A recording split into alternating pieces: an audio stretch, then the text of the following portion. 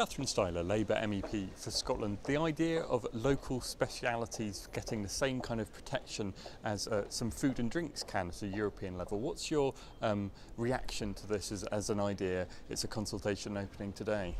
I think it's a great idea. I think that there's been protection for food products on a geographical basis, and now to apply the same thing to, for example, Harris Tweed or Cashmere from the Borders or Edinburgh Crystal, I think that is a really good idea to look into.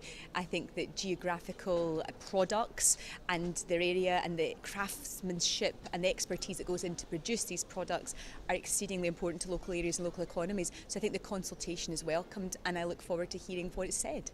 What would be the benefits, do you think, of having a system such as this extended to what they call non-food products, as those lists could be, the list of items you mentioned could be ones that they could apply? What would be the advantages? I think the advantages are there's craftsmanship and skills that are kept in local areas, and those are of a historic nature, they're the fabric of some very local communities and some very peripheral communities. So giving that added bonus protection, which would come from a geographical indicator, what we've seen in food products, is exceedingly important.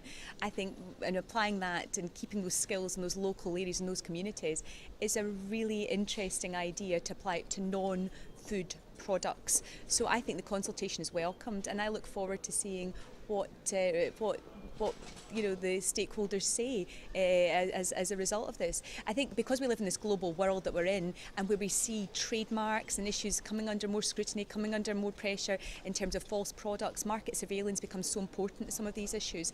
And I think that anything we can do to help make sure that those products, when they're marked as such, is what the consumer buys, not something that's falsely said and then goes through a huge legal process to try and get justice.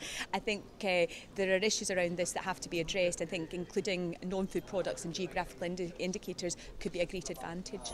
You mentioned Harris Tweed. I think you've been to see tweed manufacturers along the way. I mean, what's special about what they're doing, and what are they kind of telling you? What's the industry telling you about the advantages this could bring? Well, I think that Harris Tweed is interesting because it actually has its own trademark, and it has got protection in the House of Commons, which is really, really been important. And we've seen a revival in Harris Tweed manufacturing. It's fantastic. The product's great, and it's going global. It's across the world. However, when you go and talk to people there, you see how some products are falsely made, and they have to try and get justice for that.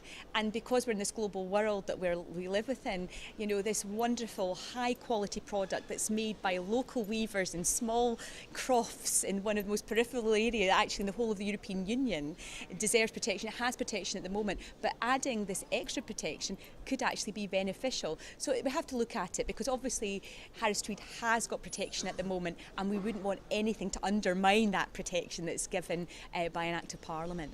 And just briefly about the process, because at the moment, as we say, it covers food and drinks, but they don't get it automatically, do they? They have to, the likes of Stornoway Black Pudding, of course, they have to apply, and it's quite a process to go through. Yeah. So is that something that you would like to see looked at? Well, when we were talking about Harris Tweed, actually, in my last visit to the island of Lewis, I visited Charlie Barley's butcher, where they were the key drivers in making sure that Stornoway Black Pudding got its geographical indicator, and they are going strength from strength.